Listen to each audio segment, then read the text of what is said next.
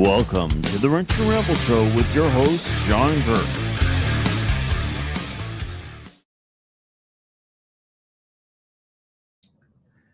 Well, hey guys. Hey Shawn, what's happening tonight? How's it going? It's going well. So I hear you went to a movie tonight. Yeah, went to Black Phone 2, so it's a scary movie. I'm just kidding. I mean, it's your typical horror movie. I mean, it's geared down a little bit. The good thing is, I mean, you could take your kids to it if they're old enough, teenagers probably. There is some vulgar language in there and some blood and gore, but you don't have to worry about any of those really weird sex scenes that they try to cram into stuff nowadays. I mean, you can actually go to the movie and, you know, if your family likes to be scared and watch stuff like that without having that stuff you gotta put your hand over your kid's eyes for 10 minutes with. All right. So what was the best part? Probably when it was over. It wasn't very scary for me. Really? Yeah, it was fine. My son wanted to see it. He saw the first one, so. Did he like it? Yeah, he liked it. I thought it was sort of cheesy, but yeah, I mean, it's Halloween time, so I mean, scary movie season, I guess. I like the classics, but that's just me. Okay, so what's your favorite classic? Oh geez. Well, I like the Walking Dead series that they had on TV personally, but you know, like the Halloween movies, or I mean the Freddy Krueger movies or stuff like that. I don't like the stuff that's like too way overly gory. I mean, Walking Dead's gory, but it's like TV gory. It's not like you know, something where it makes you want to vomit watching it gory. You know what I mean? But yeah, I don't watch a lot of horror movies, so when I do, it's usually around Halloween time. What about you? My daughter was watching scary movies, but I actually don't watch any movies. So about the only thing I watch right now is Tulsa King. And that's it's got Sylvester Stallone, and he is he's a mobster that gets out of prison, and they want to get him out of the East Coast, so they send him to Tulsa, and he starts his little ring in Tulsa, and he ends up going up against the oilman and the guys in Oklahoma, the tough dudes in Oklahoma, and it's hilarious to watch it. It's really a good plot, good show. Yeah. You should have Friends Easy on there for a guest appearance. Oh yeah. But yeah. I don't watch a ton of movies. I like to geek out on the History Channel, like those shows of like either how it's made or like the history of a product or stuff like that. That's more my genre. Okay. Or Right. The Prophet. We're gonna have a little clip on him tonight. But, yeah, I love that show. That's one of my favorite shows. Little bonus. Okay. So Yep. should we go ahead and we'll Jeff likes the old Disney Halloween movies. Yeah. Disney made some good movies. Nowadays you gotta really screen those for kids because they put a lot of the modern day stuff that most normal parents don't want their kids to see. So, but I'll leave it at that. All right, let's jump into Tool of the Day. It's that time for Tool of the Day.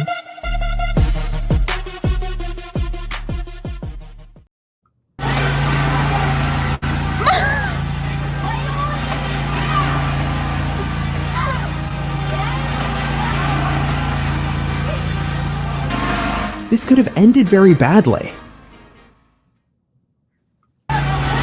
So have you ever had anybody do that you know personally, or has any As when a I had advice. the lawn care business, I mean, we only had a couple of the zero turns like that, so not on those. But the walk behind mowers, these guys, I mean, I don't know why that one didn't stop. Obviously, the safety's not working. There's a seat safety on there, but my mowers had all the safeties working, and the guys would fall off of the Velke, which is the platform you stand on.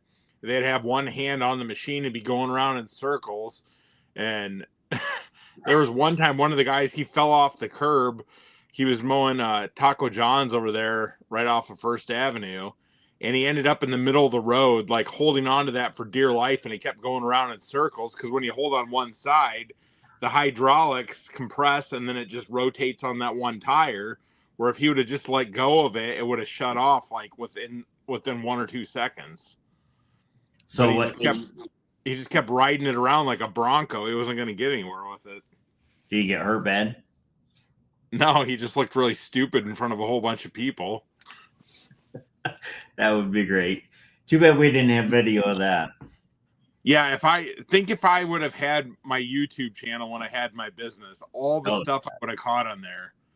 You know, how many guys? I had several guys arrested at work. I had guys bring guns to work, drugs at work. I mean, I had guys get in fist fights at work. I mean, all sorts of stuff. Anything you could believe. If I would have had like dash cams on there, you know, when they're plowing and running into stuff and crashing. I mean, oh my gosh. We had one apartment complex. The guy was throwing sand and salt down because it was really icy. He got to the top of the hill and then he slid all the way down and then he went like ping pong off of all these cars all the way down. And then it had an embankment at the end and his plow caught the curb right before he went over the embankment. So how much damage did that do? A lot. A lot. I don't know. You just turn it over to the insurance company and hope for the best. So didn't really damage my truck. I mean, when you have a plow smacking into stuff, I mean, and it's got a big dump bed on it. So, I mean, that doesn't really take any damage against a little Nissan or a Toyota or something. Right. All right. Yeah. Let's jump into the featured. Just hit a button here. Let's jump into featured product. Now for today's featured product.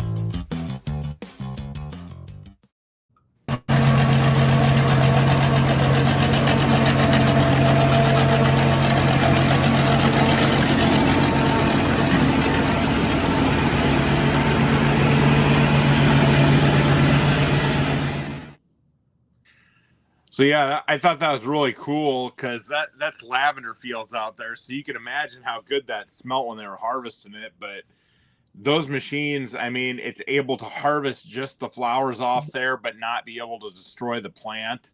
So I thought that was pretty cool that they have a machine that can actually do that. There's a lot of really unique machines out there to harvest different landscape products and stuff. I mean, outside of just your normal agriculture.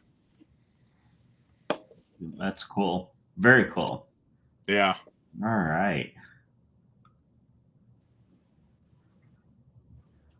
So let me see here. We interrupt your program for some breaking news.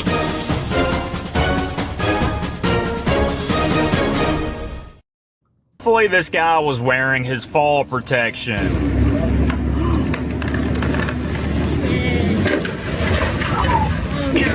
This is a prime example of why the lowest bid is not always the cheapest bid. That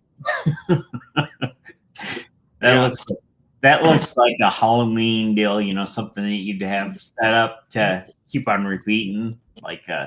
I bet dude had to clean his pants out after that one. I seriously, I don't know how he did that. Why he's cutting so low. He's got a bucket truck. It's angled down. He should have been taking all those top branches off first and just doing them one at a time. Looks like he was just going at it. I mean, there's a rigging rope or something, but you know, some of those trees, I mean, they'll split right when you're cutting them, and then they can do all sorts of things like that. Luckily, he didn't get smacked with the tree trunk, or he could have been dead just hanging there. Yeah, that was crazy. Definitely crazy. Yeah, I had one of my tree guys brought me a log that was hollowed out that I got on display in the shop there.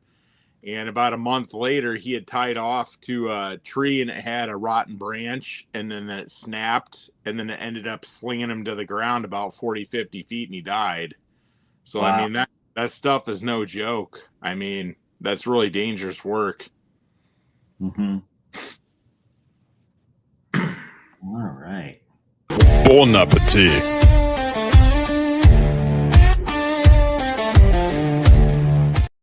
The world's largest pizza, but how much does it cost? Can I order the giant Sicilian and put everything you have on it? Bankrupt me.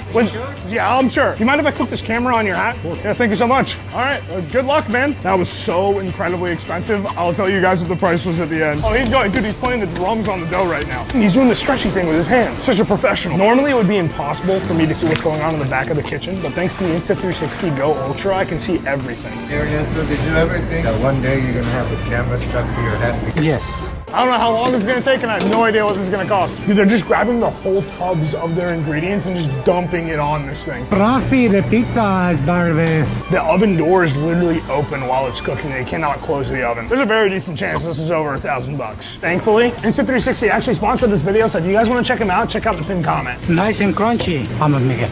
Oh, it's time. I am terrified to find out what this costs. Holy crap. And the grand total is $773.50. Wow.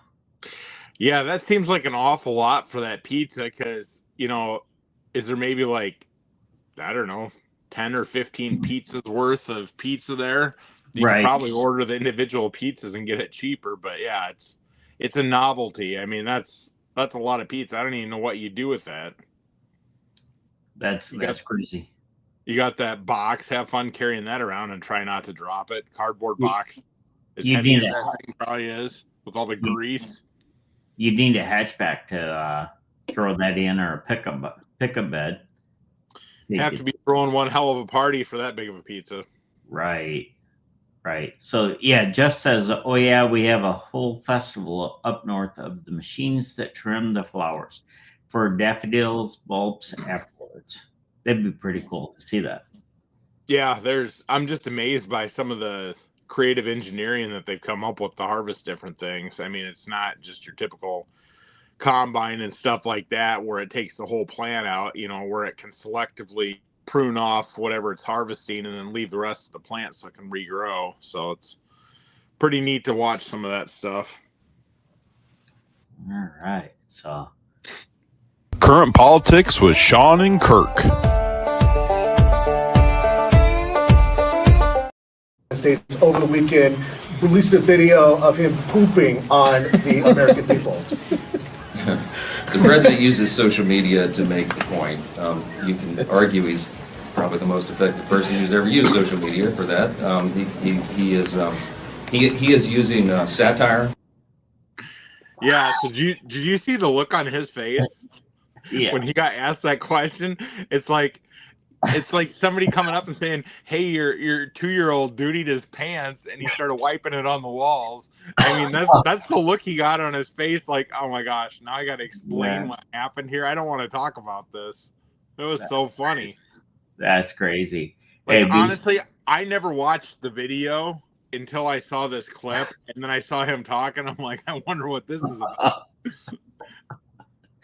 Oh my gosh. Okay. Because you can tell, like, he's sort of like, I don't know, what's the word I'm looking for? I don't want to say like uptight, but just like very prissy for like somebody very, very professional. He's like he's somebody that like wouldn't throw the F-bomb or like, you know, do something off cuff. Like, he's pretty straight and narrow guy. And then he's got to explain the president, the most powerful person in the whole world, doing a video pooping on people. Well, you can even see, you know, right in his face, he doesn't carry color in his face either. And so you can see how red he is. He's just... Yeah, I just thought it was hilarious. I mean, regardless of what you think of the video, I put this more on here just because I thought it was funny, his reaction, having to explain this whole thing. I did not see that one. It's just one of those things, like, I didn't sign up to have to explain why Donald Trump pooped on everybody. Well, the other thing is, did you see that Trump and JD Vance and Rubio are now on Blue Sky? What's Blue Sky? That would be the everybody when Elon Musk bought X, they formed Blue Sky, and all the liberal people left X and went over to Blue Sky, and Blue Sky's the DNC's platform to talk on. And so it's totally liberal, but all of a sudden, for some reason, like last week, the White House and some other people created accounts on Blue Sky, and Trump put all his cameo appearances from X on the best ones. He started off by sitting there going, "Hey, I'm here, and I want to give you my best tweets." So I copied them over, and everybody went nuts over it. But he's very good at trolling people. For an old man, he's got some people working behind the scenes that are giving him some good ideas, and then he just runs with them. It's like he's a teenager in a 78-year-old's body. Yeah, what would be can you imagine? It's like there's people he fought with, like Megyn Kelly. He really, he ripped her in the debate, and they were going to battle, and they put a truce together, and they're like best buddies now. It's really funny because Trump will with him, he'll sit there and he'll just obliterate somebody, and like Rosie O'Donnell, she could actually say, "Okay, you know what? Let's just call a truce," and Trump would be like, "Okay, no big deal." And he's like, "Hey, you want to come over for dinner?" And it's like nothing to do that. He wants to be liked. I think that's the thing. Yeah. Like, he will be as mean and poke and do whatever he wants to do, just as a defense mechanism or to rile people up or to get even with them, whatever it is. But then if they want to make peace, then like you said, he'll just let stuff go because he just wants to be liked by everybody. If they write like a nice article about him or do a nice news story, then he just lets stuff go, and then he says how cool they are and how great they are. Yeah. I mean, for normal people like us, we'd be like, screw them. I don't want anything to do with them. They're full of crap. He'll just be like, yeah, talk good about me. He probably buddy up with Letitia James if they draw a truce. Probably. I could see that happen. It's like you say squirrel and the dude's like, okay. There's a very short attention span to okay, get back to reality here. These people are not good. Rosie O'Donnell is not your friend. Right. All right. So what do we got here? Speaking of, we'll go ahead and we'll jump into another buddy.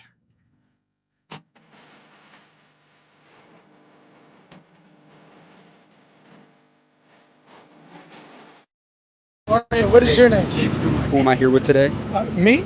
Who am I? I'm Marcus Timonis. You may know me from The Prophet. What industry did you decide to pursue a career in? I wanted to go in an industry that had a lot of white space, where there was not a lot of competitors. So I got into the RV business, which was shocking to my family because they were like, "You're not an RVer." But I got into it because I knew that the consolidation opportunity was really clear, and the ability to get into places that were unregulated made it really easy. So 20 years ago, it was zero, and today it's a $7 billion business. What was the most amount of money that you ever made in a single year? The most amount of money the company ever made was $980 million. $900 million. In profit. in profit. Yeah. That's incredible. It is pretty good, but that doesn't always happen. And I think the key to that is understanding that you're going to have good times and bad times. You got to find the middle and be comfortable with it. How important was it for you to master delegation? A lot of entrepreneurs, they want to be that solopreneur and wear all the hats themselves. How important was it for you building teams and bringing the right people in? Delegation's important, but what was more important to me was surrounding myself with people that were smarter than me and that had the willingness to say no to me and had the willingness to tell me when I was wrong and challenge me. And I think as people build teams, I oftentimes see a lot of business owners that want to build, hire people that are maybe not as smart as them. Instead, hire people that are wicked smart, that make you look stupid, because you're going to end up being the smartest person in the room for hiring them. 1 in 4 millionaires are living paycheck to paycheck. From your perspective, what keeps people broke in today's world? Wanting to be flashier than they should, thinking that perception of what they look like is more important than who they are. And I think oftentimes what kind of car I drive and the house that I live in. What's Warren Buffett drive? Do you know? Not a supercar, a Honda or... He drives an old beater. He lives in the same house. You want to know why? Because he realizes that's not where the substance is. That doesn't mean that you can't have nice things, but there's a balance between being substantive and flashy. And I think too often people are too willing to do this. But I will tell you that every single person is one decision away from losing it all. But if you don't go up here and you stay here, if you lose it, it's not a big deal. You're like, I don't care. I'll just live in a studio apartment again. Sometimes people put material things around them because they think it makes them look better or stronger or more powerful. I don't believe it. And your last message to the younger generation? Have the confidence that you are just as smart as everybody else, and don't let age be a barrier to you getting a seat at the table. Too oftentimes, big executives think that if you're young, you don't know what you're doing, you don't have enough experience. Prove to them by having the right information, doing the right research, outworking them every single day, and never be entitled to anything. Tell people that you're willing to work for it. And if other people in the room are not willing to work, you push them aside and you show up first and you leave last. So Lemonis, I think Marcus Lemonis is great, and but there's a video out on YouTube of him giving a deposition, and I don't know what the case is for. I didn't dig into it, and if I watched it for a little bit, he and Lemonis talking about trolling people. Lemonis is actually trolling the attorney that's deposing him, and I mean he's just shredding that guy over the deposition, and it was a company that was in a location that he's another RV company that was in the location that's not even close to where he has a Camping World or whatever in there. And so it was kind of funny. The other thing that's interesting is that I always thought Lemonis was in Florida. He lived in Florida, and he did live in Florida at one time. He grew up in Miami, I think. Right. He lives in Lake Forest, Illinois. So, yeah, it was right by Chicago now. Yeah, I saw that profit. Yeah. Yeah. As a matter of fact, it's Lake Forest. When I had my Ferrari serviced, I would go to Lake Forest Ferrari and have them do it there. So great town to be in, and so he's a business genius. For those of you who don't know who he is, I mean, he bought Gander Mountain. He owns Camping World. He bought Bed Bath & Beyond. There's a whole bunch of different businesses that he owns or has a part of. And then he did the show The Prophet on CNBC for quite a while. That's how I got to know who he was through that show. I mean, that was my favorite show just because his approach to business. I mean, I learned an awful lot of stuff, but one thing I was gonna write into the show to see if he would come with my last business, because I swear to God that was one thing that he would not be able to fix. I mean, that was not something that there was no amount of money that you could throw at that problem that was going to fix it. It's interesting. He talks about Warren Buffett too. And of course, Warren Buffett lives in Omaha, and Warren lives in the house that same house he's lived in for 50, 60 years plus. And he still has his town car is 20 or 25 years old. And so the town car he had before that, he had a 1982 town car. And then he ran that up until I think it was 2003 or 2004. And then he bought another town car, and he still uses that same town car. Now the car is absolutely immaculate, perfect. but lives in this, small ranch house, same house he's always lived in. Yeah, but that was just like Sam Walton. He used to drive his old clunky pickup truck around Sam's Club, Walmart's when he had tons of money. I mean, some guys aren't in it for the flashy stuff. I mean, they get off more on being successful in business and building an empire. So you can tell who likes to have the big flashy things, and that's the priority. But it's fun to see the business side of things when you can take something for nothing and just build it up into these massive companies. I wish I was in a different business when I had started, but I did learn so much stuff being in that business because it was like a dog eat dog, really rough type of business. I mean, probably close to what like a restaurant type business would be, I would assume. But yeah, we had a lot of rough people that the McDonald's wouldn't hire. So Jeff says, I've never heard of him. Camping World is a giant franchise. Sounds like he's a real genius. Yeah, there's a ton to learn off of him. And if you go and you do a search on YouTube, or you do a search just like a Google search, you can probably come up with the old episodes of the Prophet, and just look at profit as in like profit margin, not profit as in like I can know everything. Right. And but Marcus Lemonis, and he's a great guy to watch him on anything that he's on, because he's real, the guy is real respectful to everybody.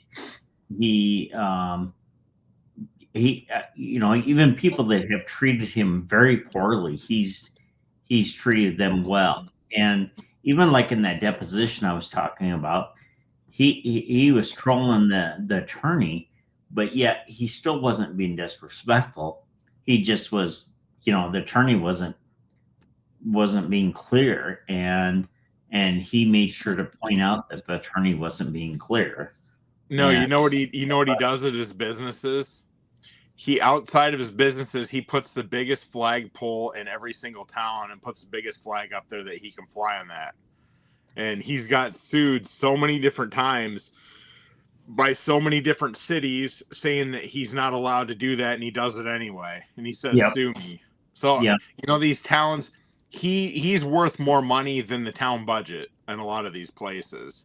He's probably a multi-billionaire by this point, but they think they're going to take him on. It's just not going to work. If he says he's not going to put, or he's going to put the flag up, he's not going to take it down, they're not going to make him take it down. That's just the way it is. Right. Because he has the money to fight it, and they're not going to spend millions of dollars in attorney's fees to fight him over a stupid flagpole. Well, they might if they're dumb enough, but really, you really want your city to go to court to fight over having an American flag? That doesn't really seem very smart. All right, here we go. Time for today's Bible Minute. You don't know the questions that are going to be on the test when you have to give an account to God. And so you think you're preparing for that moment, but you're preparing in the wrong way. And because of it, you're going to fail. I'm going to tell you exactly what the Bible says, the tests you're going to face when you get there, what judgments you're going to face. And there's two of them. In the Bible, there's actually not one judgment. There's two judgments that you're going to face. The first one is called the Great White Throne Judgment. And the best way to think about this is the everybody judgment. When you get there and you're facing judgment, what you're going to see is on one side, you're going to see books. And I think there's going to be more books than you can possibly count. Why are there books in a book? What's in the books is everything that you've ever done, good or bad, is being recorded in those books right now.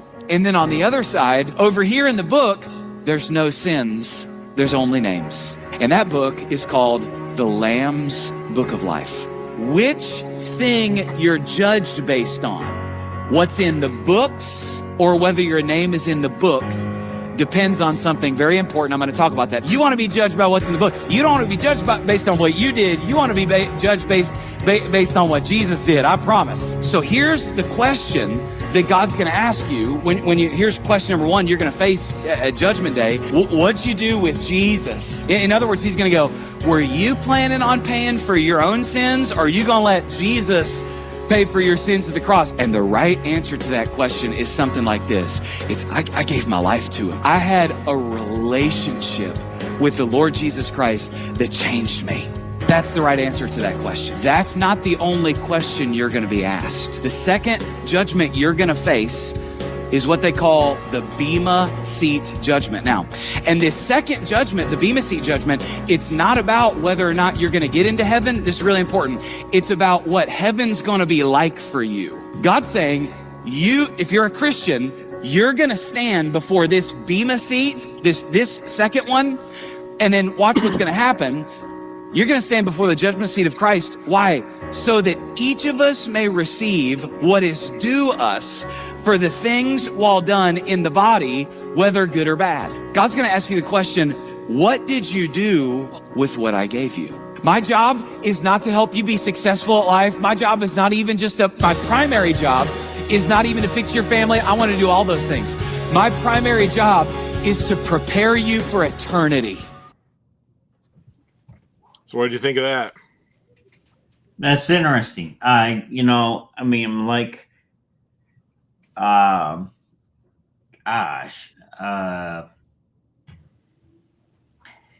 the one hand, it's like, what are you doing to prepare? And on the other hand, I guess what is he saying? Is he saying that when you go to heaven because you accept Jesus into your life, are you going to get special treatment, or what? Is there going to be some special thing? And I don't believe that's the case. I think that when we get there, it's pure joy and it's peace. I don't know on that, but I just, how do you sit there and say, let's say a guy goes in and he shoots up a store and he's out on the street and the cop shoots him and he's laying there and the cop kneels over him and he asks if he wants to accept Jesus into his life, and the guy gets saved right there. So what's the difference? So there's several parts to this video. So I think the first point he's trying to make about like having all the books, good or bad, that stuff doesn't matter in comparison to whether you accept Christ or not. So if you don't accept Christ, it doesn't matter if you have good or bad, you're not getting into heaven. That's right. That whole set of books doesn't matter if you aren't in the Lamb's Book of Life. So that was the point he was making on that. The second point is, once you're in the Lamb's Book of Life, you're going to heaven. Then we're going back to the books. And there's different Bible verses, I would have to look them up, that talks about, our eternal reward in heaven. So does that mean our eternal reward in heaven is going to be just being in God's glory? Does it mean, there's different stuff in the Bible about the crowns and stuff. Does that mean you have more jewels in your crown because you brought more people to know Christ, and stuff like that? Do we get rewards like if we're like a Billy Graham versus the guy that died on the street that just believed in Jesus, that did absolutely nothing to further the kingdom? I don't know, but there's Bible verses that speak to some of that. It's just all about how you interpret what those Bible verses say and what the meanings are. So here's my perspective on it, is that, it's like when you get to heaven, you're there's no marriage, there's no, we're all together there. I don't think there's anything, I guess I don't interpret it as being a special, somebody's more special than somebody else. I think that, it's all just, peaceful. What I think though is that I think we do get rewards depending on what we do. We experience rewards by, if we're helping other people come, and we get to experience that here on earth. So in other words, we're enjoying those benefits of heaven here on earth. So here's a question for you. Do you think that when we go to heaven that we're going to have an equal seat at the table as the apostles or a King David or Elisha or Elijah or, Father Abraham or Isaac or any of these people? Do you think that we're going to have an equal seat at the table?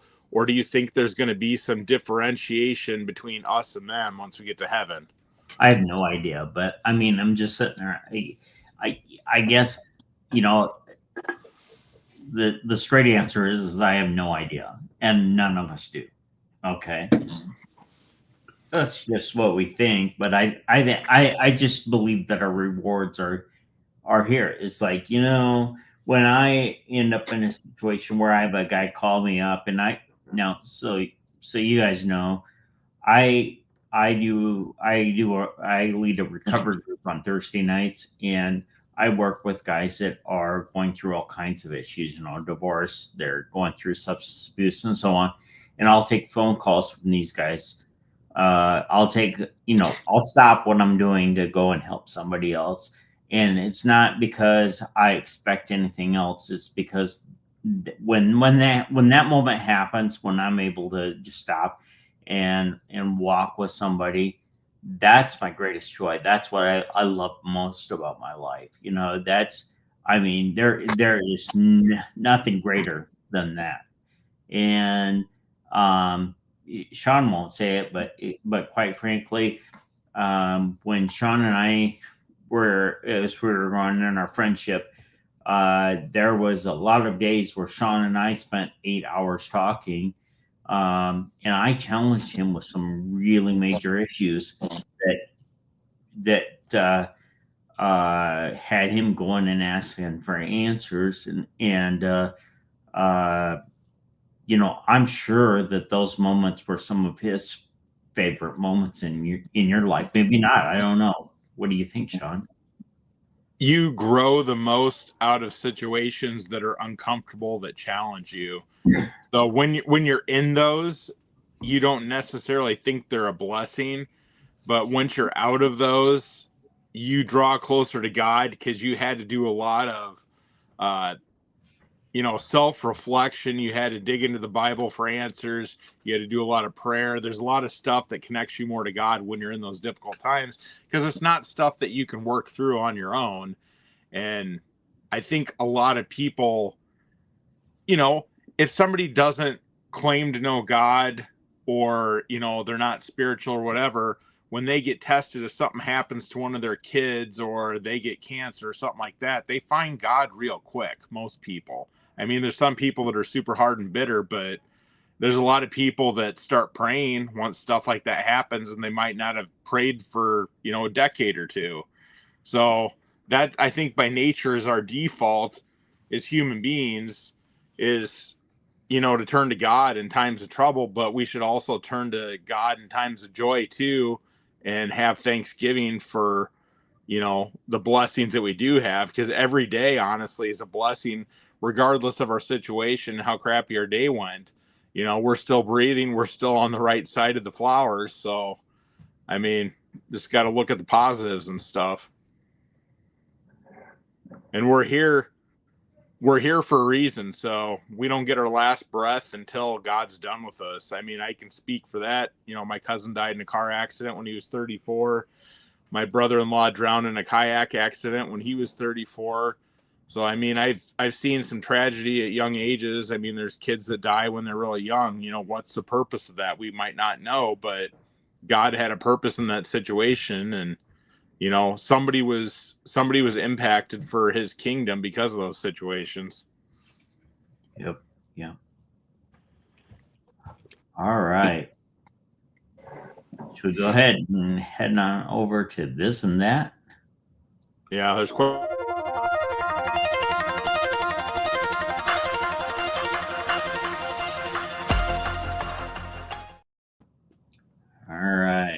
get the first one going.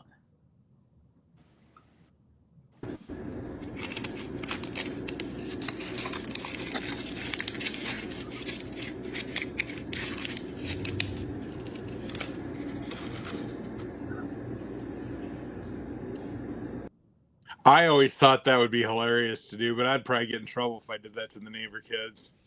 So what is he putting in there? A Brussels sprout. He took out the chocolate candy and put a green Brussels sprout in there because it's about the same size. That'd be great. And some kids just aren't very smart. They would open that up and they wouldn't think anything of it. They would just start eating it. Like, even if it didn't even look good and didn't look like candy, they would just assume that it's candy and they would eat it and then they would spit it out right away. That would be great. But then the parents was like, nowadays, like with everything going on and stuff, they would freak out like somebody laced it or like put a poison in there, and they'd try to track it down. And they would know the bald guy with glasses is the one handing out the Brussels sprouts, and then go back to his house, and the cops would show up and just turn into a mess. Oh, so you're gonna bust me, huh? Okay. All right, let's go. Here we go.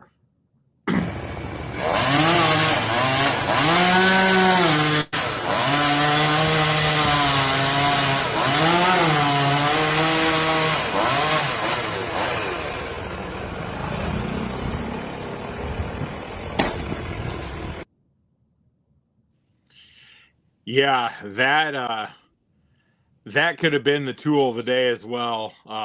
Yeah. Obviously, they look like they're in a foreign country there. I don't know if those are cable lines. I would assume some of those are electric lines, but that is literally insane there. Like, if that's electric lines around there, I mean, one wrong move and he's toast. That's a lot going on in that photo. So Jeff says, who would have thought of that Brussels sprouts trick? Laugh out loud.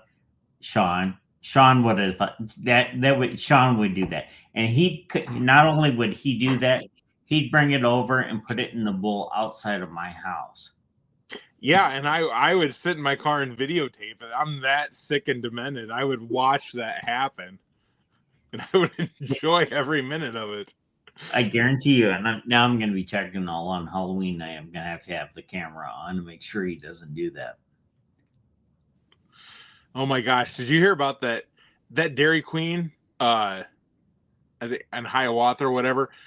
Back in the day when I was a kid, somebody was trying to do a prank and they put a laxative in somebody's blizzard there. Well, they put too much in there and the guy almost crapped himself to death. Like, serious.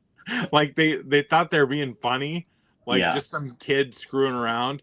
And the guy, like, ended up in the hospital dehydrated, like, on his deathbed because he had, like, it flushed him, cleaner than a toilet. I mean, like, that's that's how he was. So you got to be careful on your pranks. So I had never heard that. When did that happen? That was probably 20 or 25 years ago. I mean, it was a long time ago, but yeah, they got in some big doo-doo for that. Because I remember it was in the paper, like when they went to court and stuff. Yeah, that was not a good deal. Obviously, it was a prank, but it doesn't matter. You can't do stuff like that. That's insane. So Chris said that guy cutting in the power lines. He said a friend of his died 18 years ago, electrocution cutting a tree in the power line. Wow. Yeah. Yeah, that's sad. I mean, there is no return from that. You get electrocuted. I mean, you've seen the videos, like guys' hands and face will melt and everything else. And if they survive, they need to have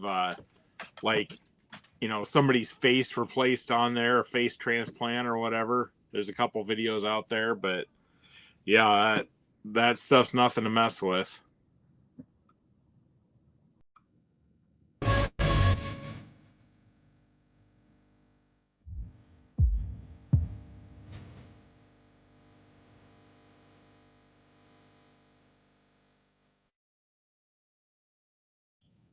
Yeah.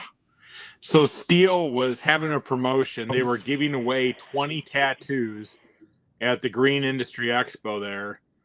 And yeah, you want to sign up for one of those, Kirk? I could see you with the tree stump that says Steel on it.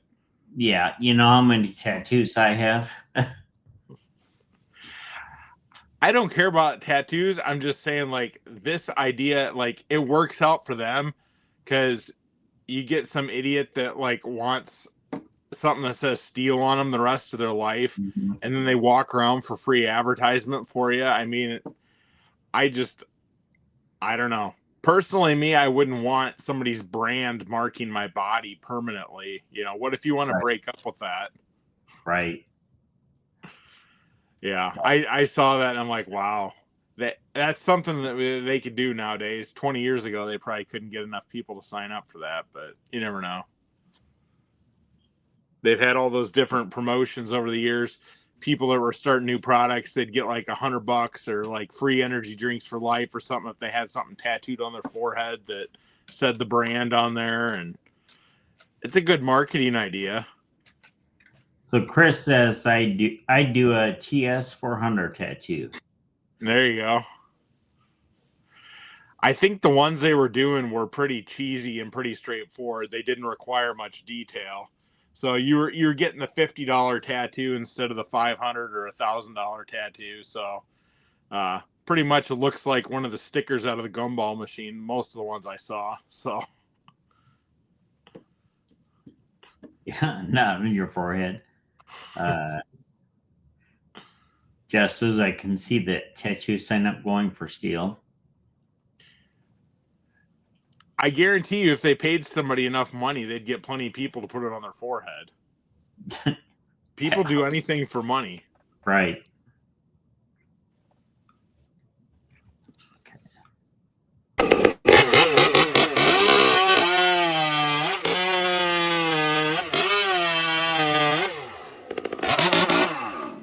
So that was the ported saw. This is the factory.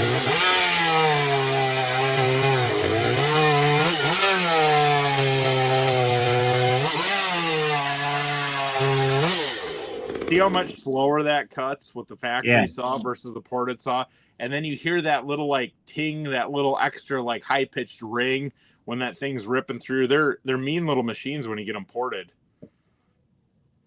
But yeah, the factory stuff, I mean, they don't hold a candle to like a good port job on stuff. BC is asking how Matt's doing. What's he up to tonight? Is he at the bar? He got a new facelift. You haven't seen that in my videos I've had out there? He's looking a little goony lately. I'll do a video on it this week. It's Halloween week, so I'll do some fun stuff with Matt. He's changing. All right.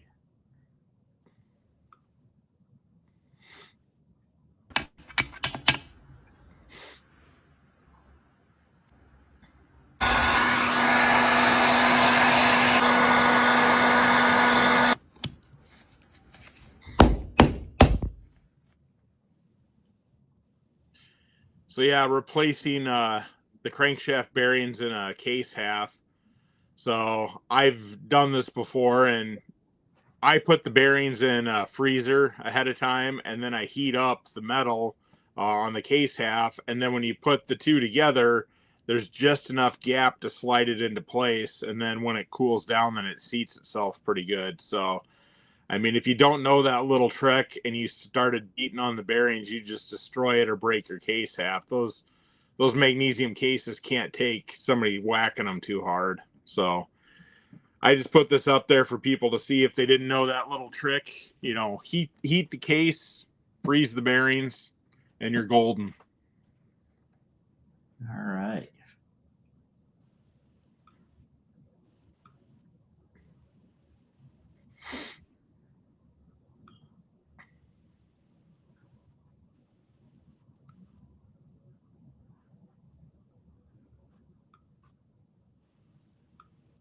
Been overcoming obstacles in this country from the beginning. People ordinary people have accomplished extraordinary things, and it happens every day. And you can too. It depends on your degree of ambition, how much you want it, how hard you're willing to work at it, and how much luck might come your way. Luck being defined as when preparation meets opportunity. I saw that clip today. I miss Rush. He was one of my favorites, the OG of not just politics, but wise words and stuff. And, you know, like he says in this video, I mean, you know, anybody can accomplish anything in this country. You know, the stage is already set. It's just about how ambitious and how hard you want to work to achieve that stuff. You know, so when people say they can't do this or they can't do that, I mean, they're putting self-imposed barriers from accomplishing things. There's so many success stories of people, you know, had terrible childhoods, didn't have a penny to their name, you know, whatever the sob story was, that have accomplished a lot, you know, whether it be like professional athletes, you know, people that are, you know, professional actors or, you know, business owners or whatever it is.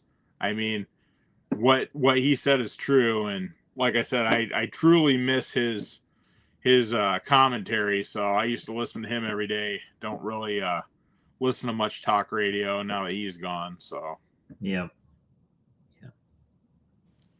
you don't hear his name as much as you used to. And I mean, I think you could sit and go listen to his programs over and over and over again, and they'd still be valid. You know, but 90% of the content would fit today. You just change the names.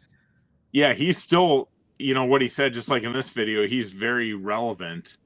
So, I mean, yeah, that was a major loss, because you looked for him, you know, for the encouragement and different things. And, you know, it was always somebody you could just, you know, put that on in the background, do what you're doing. I'd work on stuff with him in the background. And, you know, now it's, you know, it's just dead air. So did you ever listen to Tony Snow? No, I don't know who that is. He was he had a radio show, and he was press secretary, I think, for G.W. Bush for a while, and then he got cancer.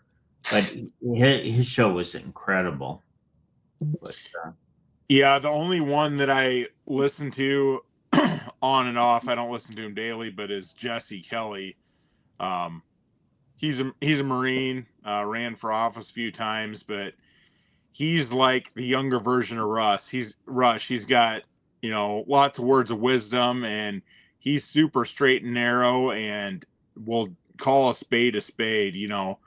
Politics aside, he just doesn't put up with crap and sugarcoat it. And, you know, that's my go-to for talk radio is listening to him. So if you haven't listened to his show before, the Jesse Kelly Show, it's a good show. So he's a smart dude. all right, we'll go ahead and roll with the next one. If you want something fast and cheap, then it won't be good. If you want something fast and good, then it won't be cheap. If you want something cheap and good, then it won't be fast, and, well, vice versa. It's actually quite a fun little toy here. Wow. So yeah, that's the old saying in business, you know.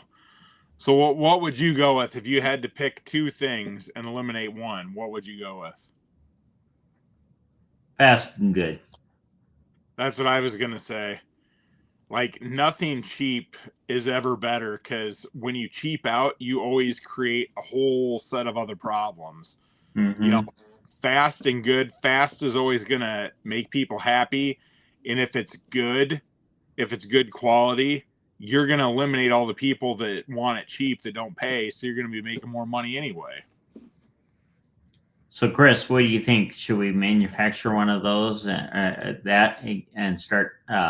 We could put those on the show for sale on the show, and then I wonder where they get those at. That's a good idea. I should put them in the merch store when I get that up and running.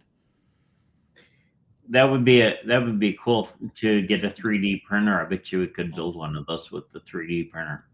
Yeah, I don't know how the mechanics work inside there, but yeah, it's pretty cool. Yep, cheap work ain't good, and good work ain't cheap. So I've got that saying hanging up on my wall in the shop. Okay.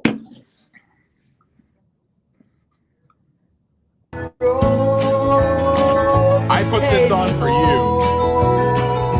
To the place I belong, West Virginia, mountain mama, take me home, country roads. I'm gonna be mean here, but I can see you jamming out to this in your Jaguar when it craps out alongside the road. It's like the theme song for the Jaguar. I'm not a John Denver fan.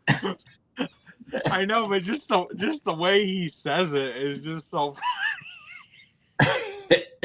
Gosh. He's even got the outfit. Come on now. Yeah. Give him some points. Yeah. That's funny. He has a whole channel and he's got tons of videos on there. You should check him out. Oliver Cho. Yeah. I think I've heard of him before. Yeah.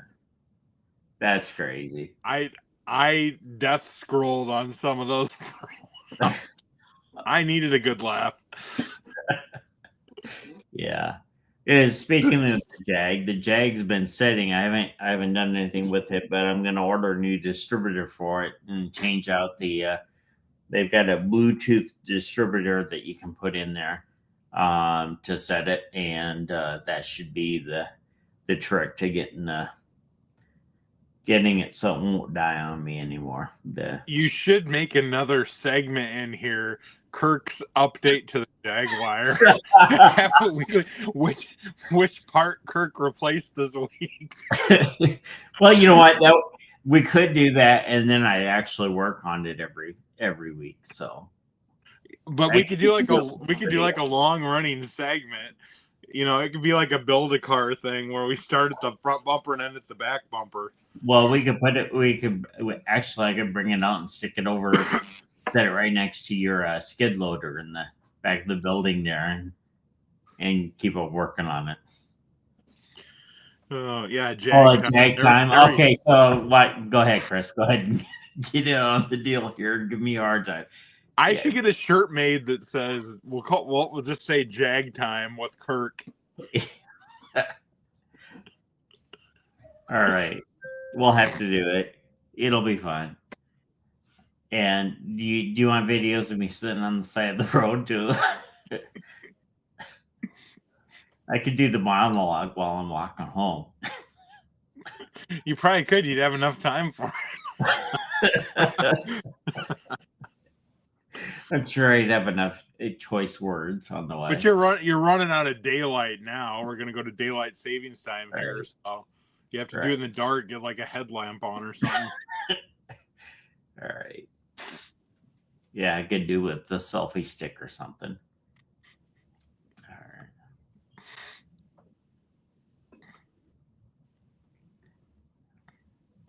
Let's see. Now, this one, my buddy just bought this.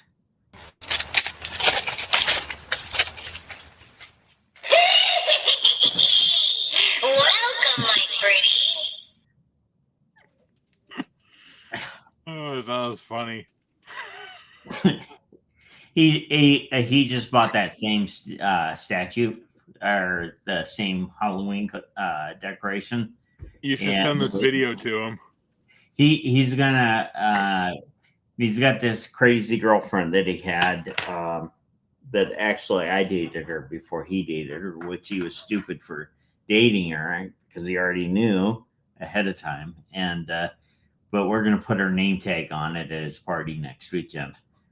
And so the sad thing is she'll probably show up. Yeah, that'll be okay. It'll be good for her. It'd be like there's two of you. Yeah. Yeah. Just ask her how she got there. She rode her broom. Yeah. Yeah. Chris is the Jag's actually 4.2 liter. Yeah. Oh, I'm sure she'll love it if she shows up, but hopefully she won't. But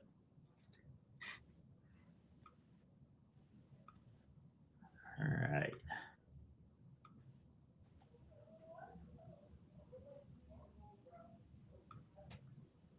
There we go.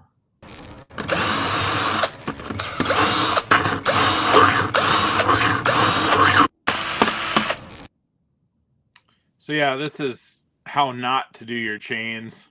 He can't even stay consistent with his angles. He's bouncing all over the place. I watched this for a while and I was like, yeah, I can't do that. So in theory, if you had your drill attached to it, yeah, you could probably make it go, but you can't just sit there and have the end of it flapping around because you're getting no consistent angles on there.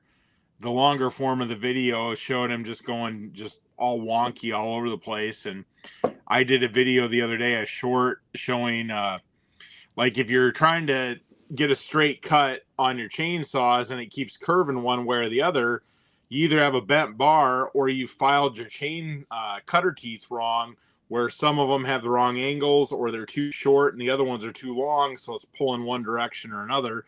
And this is a perfect example of how you get it to cut crooked because you're not having everything nice and even. So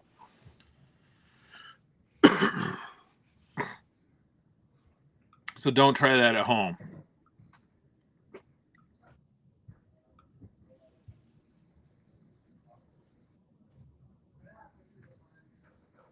Okay.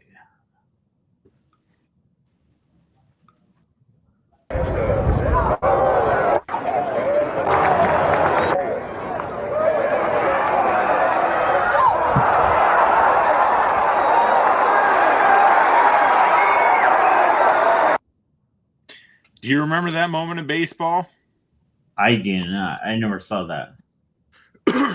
That was probably before my time where I paid attention to that stuff, but I thought it was funny because the first pitch, he came super close to creaming the guy, so then he went to bunt on the next one, and he went and bunted, so that way when the pitcher was running up to grab the ball, he could slam him.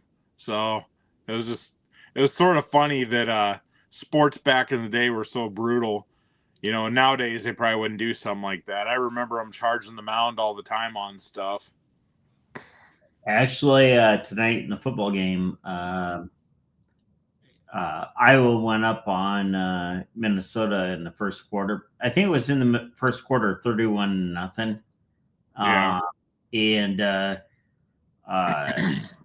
they were. I can't remember if it was I don't think it was a.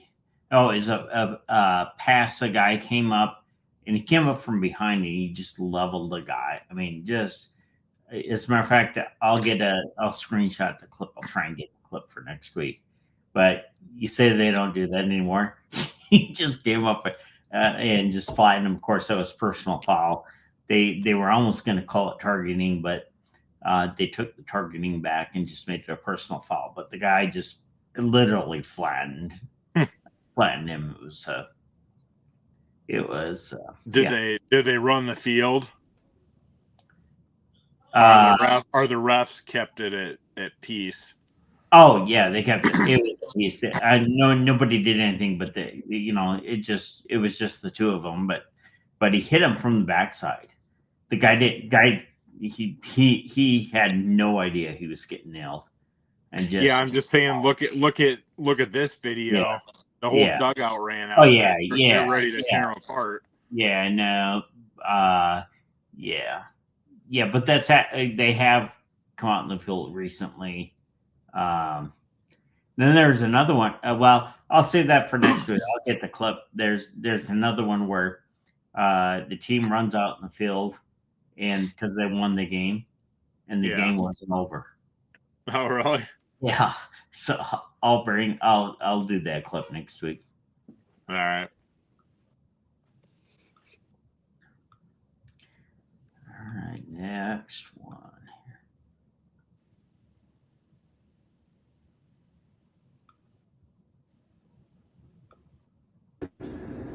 Oh, we already did this one. Okay, so I guess you must be hungry. Me. All right, so And that leaves Today's episode of Kirk's Car Corner. All right. Get it here. So this is if you ever seen Ford versus Ferrari, this car right here that Steve Volk, who's the executive director of Shelby America, is in front of, this was Ken Miles' car.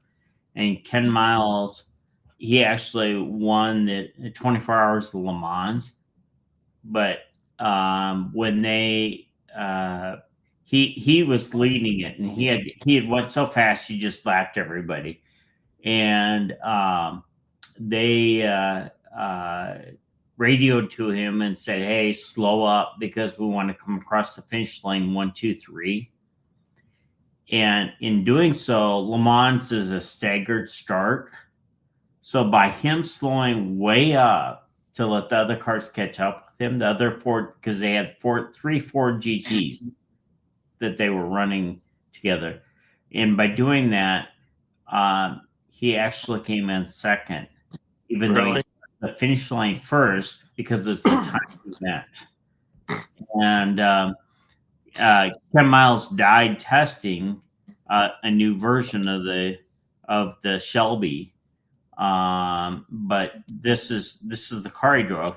And in the movie, this is the color it is. But what's interesting is Steve Volk tells that the car was actually black when in the actual race, and so these are the Gulf colors in it. But this Boulder, Colorado. I'm standing in front of GT40 Mark II P1015, which is on loan from the Miller Family Automotive Foundation. In 1966, Ford had their sights set on winning the World Sports Car Championship, and that was endurance races at Le Mans, Daytona, and Sebring. And they had built 11 Mark IIs. Now, the Mark II was different than the Mark I. It was still a steel monocoque chassis, but it had the new 427, the 7-liter engine that Ford had developed for NASCAR. So it had the 427 side oiler engine in it. Ford built 11 Mark IIs for the 66 season, and they contracted with Shelby American, Holman Moody, and Ellen Mann to run those cars. Now, the first race was... Now, what's interesting about this car is that when Ken Miles got into this car, when you start at Le Mans, you had to run. All the drivers stood in a line, and the doors were open in the cars, and they'd say go, and you run across, and you get into your car, you buckle up, and you slam the door to take off and go. And Ken, on his first lap, they'll show it here. I'll speed it up too. He got in the car and he couldn't close the door. And what had happened is there's a little lip, right? Let me see if I can play it. He'll tell me what happened. Now, recall at the 66 Le Mans, we had a running start. That is, the guys were all outside of their cars. You see that little lip that's up in there, yeah, right there. So the door was open. He gets into the car, and the door goes above that little notch there instead of underneath it. So he couldn't close the door. So he held the door for one lap and came in, and then they finally got the door shut so he could close it. And then he took off again, and he was able to go up and just run. He was so fast that he just just outpaced everybody. And one of the things that they did with this car is that on how they were able to be so fast in there is that they made, I think it took them like 1 minute to change the brakes and the rotors and the pads on the car. And on a 24 hours of Le Mans, they have to come in, like, I think the brakes last like every 3 hours. They have to replace the brakes because they go through a set of brakes. So they would come into the pit, service the car, and they could change the brakes and rotors on the car in 1 minute, where everybody else was taking like 20, 25 minutes to change brakes and rotors on the cars. Really? Better hope they don't forget something.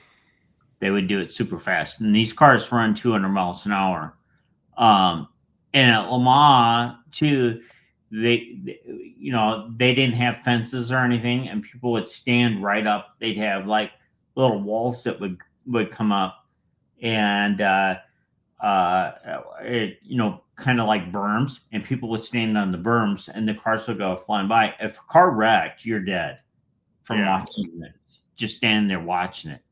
People would line up to watch it because they're flying 200 miles an hour. But see, they probably wouldn't let them do anything like that nowadays. No. Now this car was raced in this color, but it was after the movie race, and you can see like where all from slamming the doors and everything, all the paint chipping and everything on there. Yeah. But I mean, I'd love to have one of these. I remember back in around 2002, 2003, Ford started making this car again. They built the Ford GT, and there was one about 30 miles away from here in Mount Vernon, town of about 1,200. And I could have bought that car for $150,000 at that time. Why didn't you?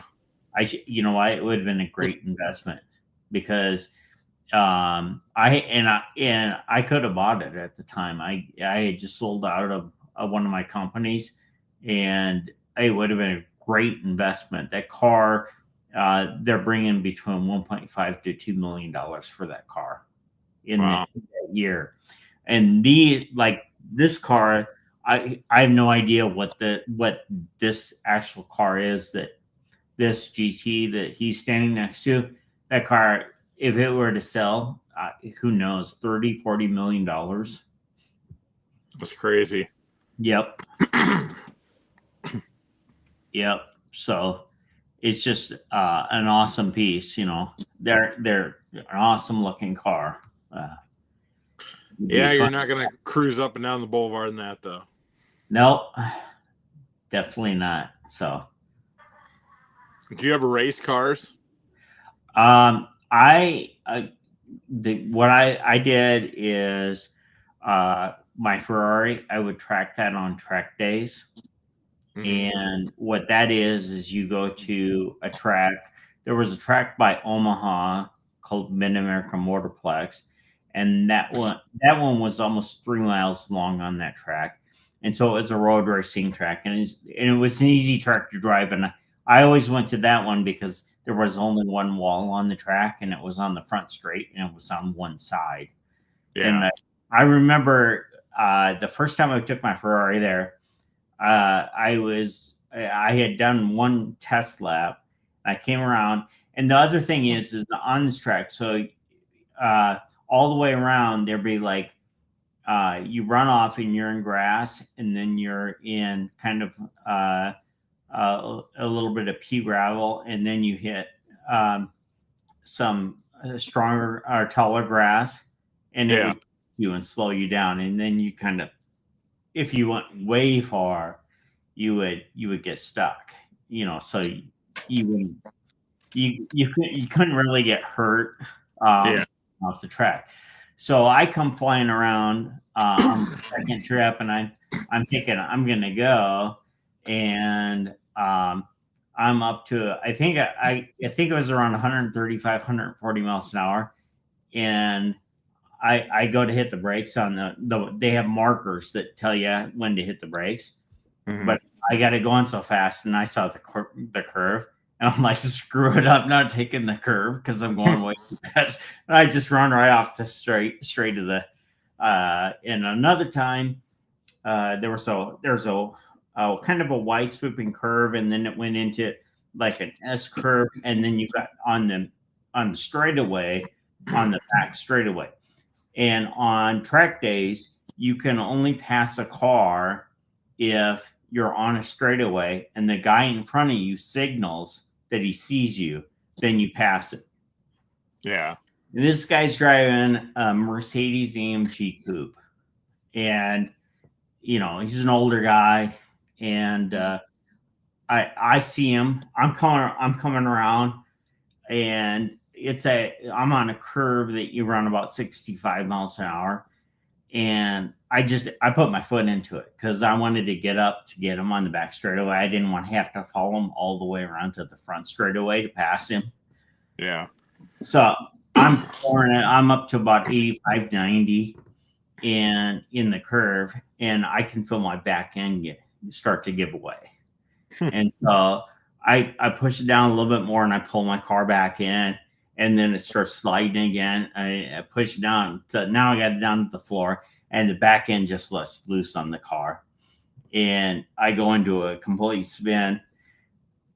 It was I hit the shifter, put it in neutral, took my hands off the steering wheel, and just went for the ride. I went back. Yeah, you know the vision I'm getting in my head right now. You ever seen Plane, Trains, and Automobiles? No. John Candy and Steve Martin when they're on the highway. That's what I'm picturing right now. You'll have to look that one up. All right. So it's like 92 to 94 degrees outside that day. It's really humid. And I actually had a white Hilfiger shirt on, and that car is naturally really hot. And so here I'm spinning, and all of a sudden it locks up and it goes, and I'm flying backwards, and the car goes straight for the brush, and I end up through the dirt and everything into the brush, and the car gets stopped. I'm covered in mud because I was all sweating, and it just blew all the dirt in. There's dirt all over my dash. It's on my floorboard. It's probably half an inch of dirt on my floorboard, and we're just like sweeping it off the dash. And so I went up to Council Bluffs, Omaha Council Bluffs, and drove up there afterwards. And I didn't trailer it over. I should have. After that, I never trailered. I didn't go over without a trailer, but I go to the gas station, walk in, use the sink to wash off my arms and wash my face, everything, try and clean up a little bit. Go to the mall, and I buy some new clothes because I'm like all muddy and dirty. And I take the car over and to the car wash, and I vacuum out as much dirt. And I had it scheduled for detail the next day. And I show up at the detail shop, and the detail guy was like, "No way, I'm not doing that," because there's dirt everywhere. But he had to take the seats out, and do all that. But yeah, it was quite the ride. Yeah, sounds funny.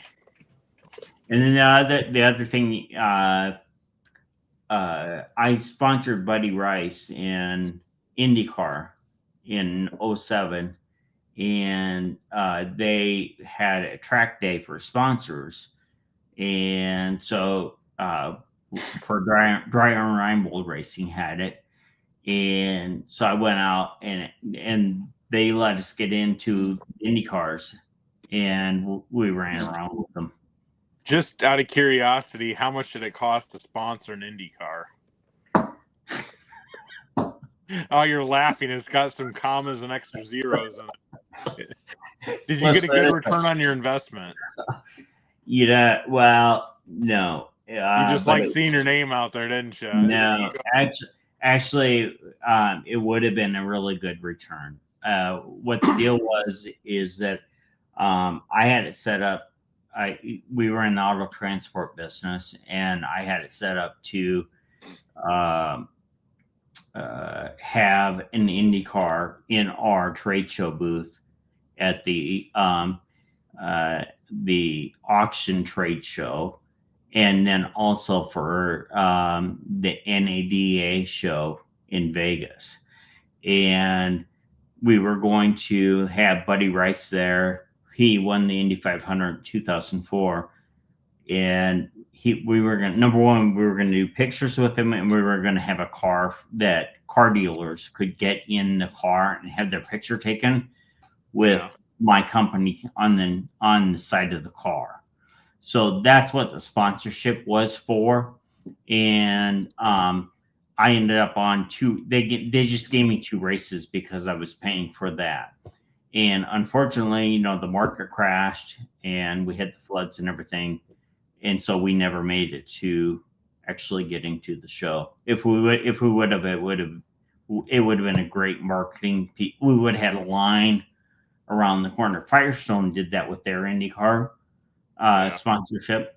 And the dealers would look, they'd be lined up they'd probably have 200 or 300 dealers lined up to get pictures with the car and the driver. Yeah, so it would have been a huge deal. And it was a lot of money, but for the sponsorship and the value it would have given us, because we would have been able to, because we were going to take pictures and then we'd capture everybody's name, address, and we'd frame the pictures, send them out to them. The dealers would put them on their walls right behind them. And so they'd never forget who we were. So we're talking 50 grand, 100 grand or more. It's not over 100 grand, but it's expensive. Well, wow. To get just back in 2007 to do the Indianapolis 500, to put a car on the track, to be a primary sponsor on a slow car in 2007 was $500,000. That's crazy. For the Indy 500. That's crazy. So, man, you could buy a lot of tacos for that. You can buy a lot of tacos. Yeah. Just think all the parts you could have bought for your Jaguar for that. Yeah. Well, yeah.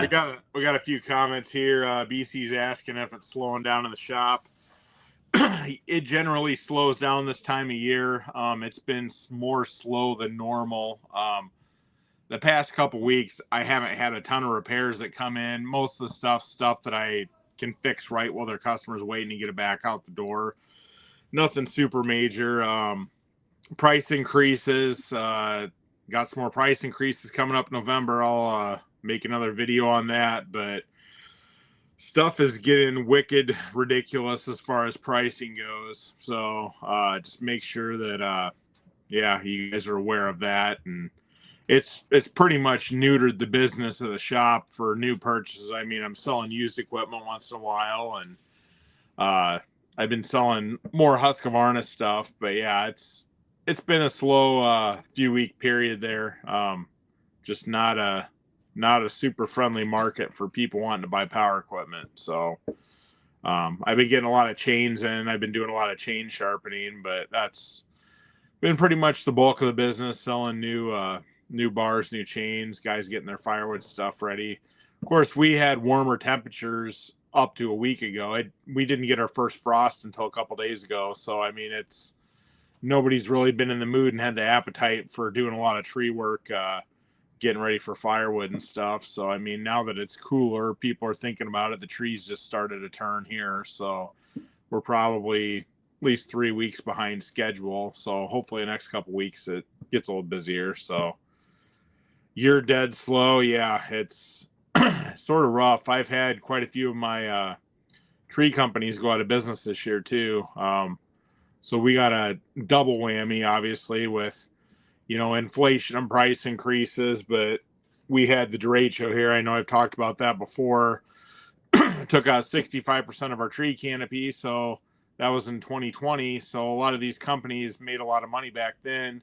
We took care of all the trees that need to be taken down. And now we're at the point where there's not a whole lot of work that needs to be done. So stuff's pretty limited. We haven't had any major storms the past few years, no tornadoes, high winds, nothing like that around here. So it's been sort of rough for that. The lawn care guys, they're not throwing down a ton of money. I mean, that business is just sort of a loss lead anyway. If you're mowing lawns, you're not banking a lot of money off that. I did that for a lot of years, so it's pretty competitive where I'm at. But I've talked to other business owners that are like in different industries and stuff, and their businesses are slow as well. So I mean, I think it's just I don't know. It's just a general thing. Stuff's rough. I mean, inflation's high. People don't have the money to throw at stuff like they used to. So it'll be interesting to see what this Christmas season and the shopping season shows, if we have a decline in sales or we have an increase. So automotive side busy. Yeah, I'm sure parts and stuff. People aren't buying new vehicles and stuff like they used to, especially with interest rates and the cost of some of these vehicles. So you're gonna fix it as long as you can. So, but yeah, I guess it just depends what industry you're in. So